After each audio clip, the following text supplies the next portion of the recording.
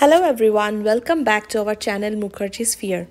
আজকে আবার একটা নতুন ভ্লগ নিয়ে চলে এসেছি অ্যান্ড এইটা হচ্ছে খুব স্পেশাল ভ্লগ আমাদের জন্য, কারণ আমরা এতদিনের কষ্টের পরে শেষমেশ 2025-এ গিয়ে ইউএসএতে আমাদের জন্য একটা পার্মানেন্ট রেসিডেন্স বা একটি বাড়ি আমরা শেষমেশ কিনতে পারলাম।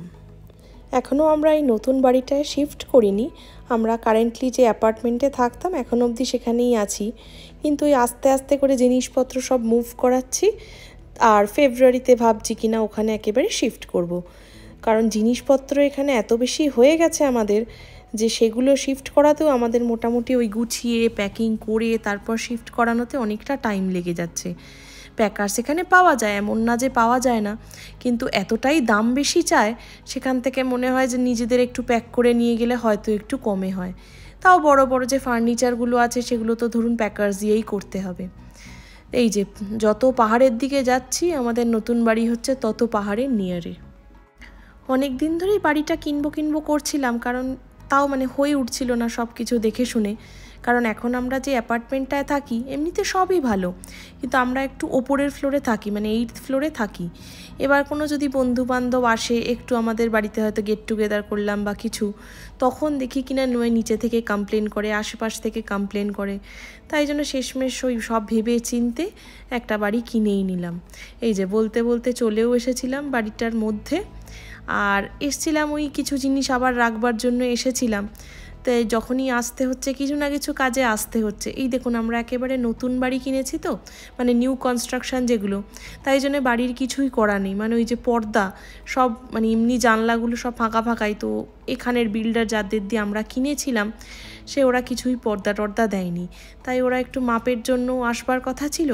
ইতিমধ্যে আমরা যে কবারই আসছি আমি ওই গুছিয়ে গাছিয়ে আনছি, আর আস্তে আস্তে করে দেখুন আমার জিনিসগুলো কিছু কিছু এনে গুছিয়ে রেখে দিচ্ছি। ওই যেগুলো এক্সেসে আছে বা যদি কিছু নতুন কিনি সেগুলো সব এখানে এসে রাখছি আর ওই এক এক করে গুছিয়ে রাখছি। এটা ছিল হচ্ছে আমাদের ওই লিভিং রুমের সাথেই, যেটা আমাদের এখানে তো সব ওপেন কিচেনই হয়, তো তার ঠিক বাঁ দিকটাতেই হচ্ছে ওই ডাইনিং এরিয়াটা। সুন্দর বেশ এখানে স্যান্ডেলিয়ারগুলোও দিয়েছে, এগুলো সব কিন্তু ওই বিল্ডারেরই দেওয়া। আর এখন একেবারেই ফাঁকা, কিছু এখানে ফার্নিচারও রাখিনি বা কিছু আনাও হয়নি, যেহেতু আমরা এখানে এখনও থাকছি না। তো ওই খুচখাচ ওই ভাবলাম একটু একটু করে আপনাদের সাথেও শেয়ার করবো যে কী খুচখাচ আনছি বা কী নতুন নতুন ইমপ্রুভমেন্ট, কীরম করে গুছিয়ে তুলছি বাড়িটাকে। তো এই সব ধীরে ধীরে আস্তে আস্তে করে ভ্লগে করে শেয়ার করব। এই যে এবার একটু আবার ওপরে চলে আসলাম। এই জিনিসটা এইটাকে একটা আমাদের একটা নর্মাল একটা ছোট এখানে ছিল সাইড টেবিল হিসেবে ইউজ করতাম একটুখানি, বক্সেসও রয়েছে যেখানে একটু স্টোর করা যায় জিনিসপত্র। তো বাড়িতে দেখলাম যে ওটার থেকে জিনিসপত্র সব বার করে নিয়ে আগেই শিফট করেছিলাম, তাই বললাম ওটাও নিয়ে চলেই আসি, এগুলো তো হালকা পাতলা নিজেরা নিয়ে আসতে পারবো। আবার এদিকে দেখুন এই আমাদের একটা বাথরুম, সেটাও আমরা সুন্দর করে এখন এই যা যা কিনছি ওই টাওয়েল তারপর ম্যাট ওইগুলো সব রেখে টেকে গুছাচ্ছি। আর আজকে আসার আরও একটা কারণ ছিল, এই দেখুন আমাদের এই শাওয়ার ইউনিটটা দিয়েছে। এবার ভেতরে কিন্তু শাওয়ার ইউনিটের কিছুই দেয়নি, জিনিসপত্র অ্যাটলিস্ট ওই সাবান শ্যাম্পুগুলো তো রাখতেই হয়, নইলে ওইভাবে তো বেরিয়ে বেরিয়ে নেওয়া যায় না, তাহলে ওই সারা দিক ভিজিয়ে ছাড়বো। তো এবার সেটার জন্য ভাবছি এবার যাই লাগাই, যদিও আমাকে কিছু দেওয়ালে ফুটো করে লাগাতে হয় সে আর এক মুশকিল। এখানে আবার বলে হচ্ছে হ্যান্ডিম্যান, সেই ডাকো আমার জিনিসের থেকে বেশি দাম পড়ে যাবে ওই ইনস্টল করাতে। তাই অ্যামাজনে এটা দেখলাম, এগুলোতে থাকে হচ্ছে ওই সাকশান কাপ, নিজেরাই ইনস্টল করা যায়, সাকশান করে হয়ে যাবে। তাই জন্য ভাবলাম অর্ডার করে দেখি জিনিসটা শক্তপোক্ত হয় কি না, আর সেটাই এসছিল, সেটাই এখন ওই আনপ্যাকিং করছিলাম।